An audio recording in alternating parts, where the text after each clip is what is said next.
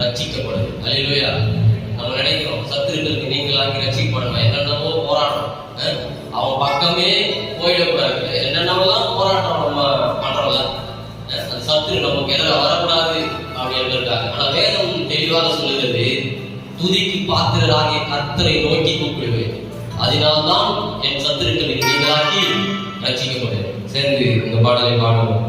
நம்புறப்பா, உங்களை நம்புறப்பா.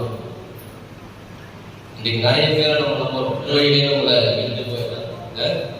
ஆனா கர்த்தரை நாம் நம்பும்போது, அதான் தாவீது எழுதுறார் பாருங்க, கொடிய இடுக்கணில் அகப்பட்டிருக்கிறேன், ஆண்டவரே மனுஷன் கையில் விழுவதற்கு பதிலாக நான் உம்முடைய கையில் விழுவது நலமாயிருக்கும்.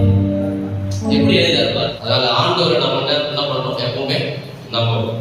நம்புறப்பா, உங்களை நம்புறப்பா, நம்புறப்பா, உங்களை நம்புறப்பா.